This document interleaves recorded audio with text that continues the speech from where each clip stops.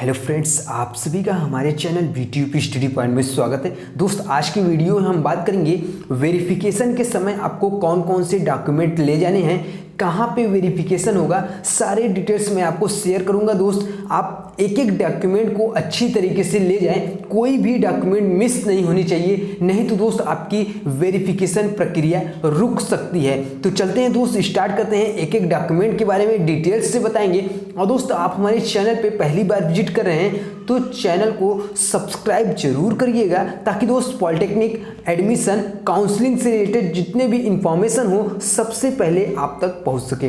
पहले दोस्त यहाँ पे सबसे मेन आपका डॉक्यूमेंट जो है वो है GCUP काउंसलिंग कॉल लेटर, जो कि अभी अपने जैसा कि पता होगा सीट अलॉटमेंट रिजल्ट आया है फर्स्ट राउंड का, ठीक है। जो आपका प्रोविजनल कॉल लेटर है, ठीक है, उसी को बोलते हैं GCUP काउंसलिंग कॉल लेटर।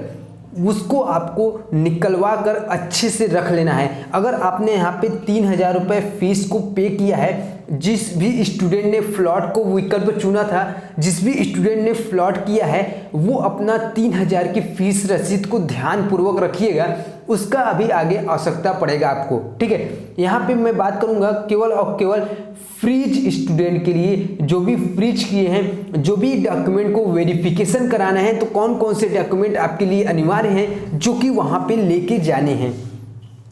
तो इसमें आपका फर्स्ट है GCUP काउंसलिंग कॉल लेटर, दूसरा है आपका GCUP एडमिट कार्ड 2020 का, ठीक है। जो आपने एग्जाम दिया एडमिट कार्ड, उसको आपको लेकर जाना अनिवार्य है, तभी आपका वहाँ पे वेरिफिकेशन होगा। आपका पूरी तरह से वेरीफाई किया जाएगा, आपका एप्लीकेशन नंबर से लेकर जब से आपने फॉर्म को फिल किया है, आपका एडमिट कार्ड, सारे आपके यहाँ पे मार्कशीट वगैरह हर एक चीज का वेरीफाई होगा।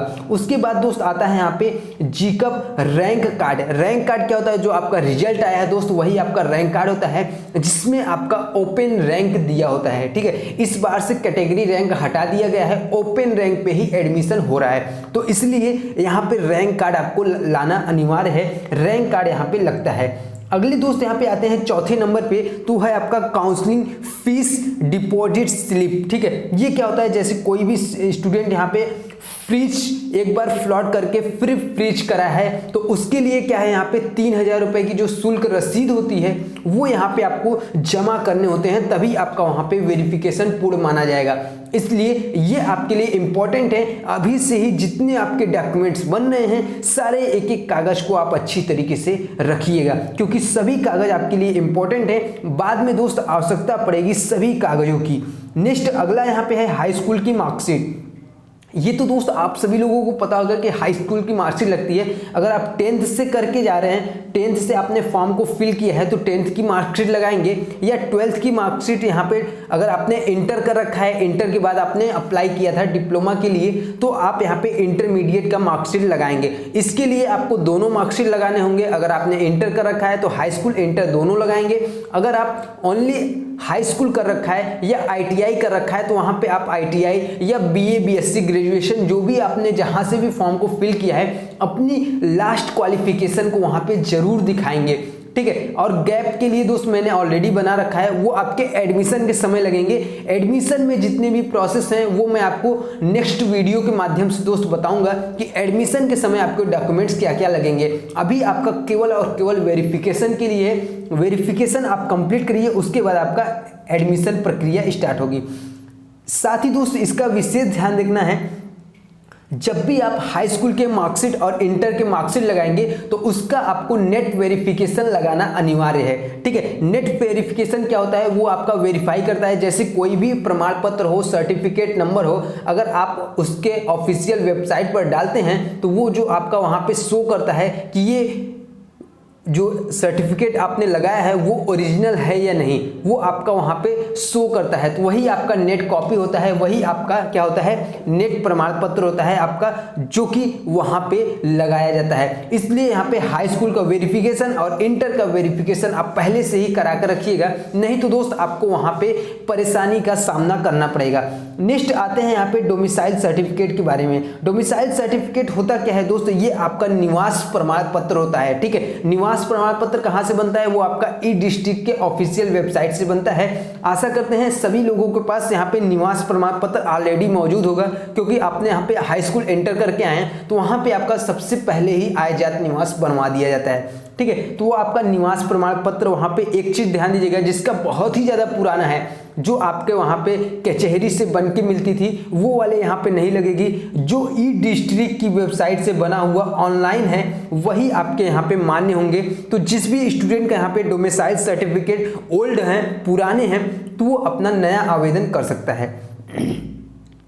नेक्स्ट आते हैं दोस्त यहाँ पे इनकम सर्टिफिकेट की। तो इनकम सर्टिफिकेट के बारे में आप बता दूं, 3 साल से अधिक का नहीं होना चाहिए, ठीक है। इसके बारे में अगर आपका कम हो तो आप यहाँ पे 3 साल से कम हो तब लगा सकते हैं, 3 साल से अधिक हो या 3 साल होने वाला हो फिर भी आप नया ही यहाँ पे बनवा के ही लगाइएगा, ठीक है। और इन सभी जो मैं डोमिसाइल सर्टिफिकेट बता रहा हूँ, इनकम सर्टिफिकेट और कास्ट सर्टिफिकेट, ठीक है, निवास प्रमाण पत्र, आय प्रमाण पत्र और जाति प्रमाण पत्र, इन तीनों डॉक्यूमेंट्स का भी वेरिफिकेशन लगेंगे।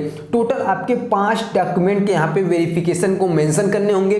फर्स्ट है आपका हाई स्कूल, दूसरा है इंटर, तीसरा है डोमिसाइल सर्टिफिकेट, तीसरा और चौथा है इनकम सर्टिफिकेट, पांचवा है कास्ट सर्टिफिकेट, ठीक है। इन सभी को आपको क्या करना है, यहाँ पे मेंशन करना है। साथ ही सबसे ज्यादा इंपॉर्टेंट बात, आपको 4 से 5 फोटो ले जाने हैं, ठीक है।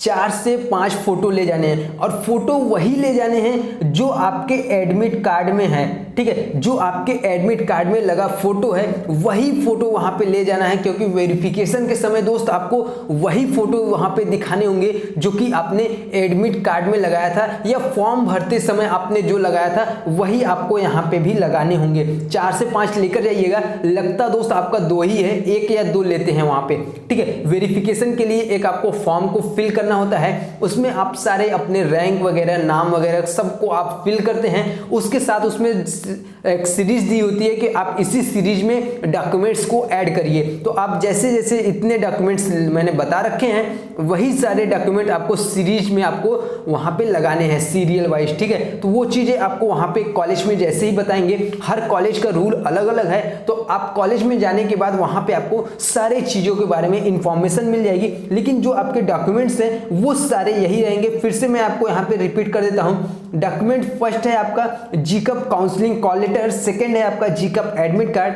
थर्ड है आपका जीकअप रैंक कार्ड, फोर्थ है आपका counselling fees deposit slip, fifth है आपका हाई स्कूल मार्कशीट, और 6 आपका है इंटरमीडिएट मार्कशीट, और 7वां है आपका डोमिसाइल सर्टिफिकेट, 8वां है इनकम सर्टिफिकेट, और 9वां है कास्ट सर्टिफिकेट। टोटल आपको 9 यहाँ पे जो डॉक्यूमेंट्स है ये आपके मोस्ट इंपॉर्टेंट है, इसलिए आप सभी लोग इसको लेकर ही जाइएगा। और साथ में फोटो जो मैंने बताया वो आपके लिए सबसे ज़्यादा इंपॉर्टेंट है, तभी आपकी वेरिफिकेशन प्रक्रिया पूर्ण होगी। आप वही फोटो ले जाइएगा जो कि आपने फॉर्म भरते समय दिया था, ठीक है। आशा करते हैं दोस्त इन्फॉर्मेशन आपको समझ में आई होगी। वीडियो अच्छा लगा हो दोस्तों लाइक करिएगा और दोस्तों में शेयर करना ना भूलिएगा, ताकि दोस्त इन्फॉर्मेशन और सभी के पास भी पहुंच सके। Thank you.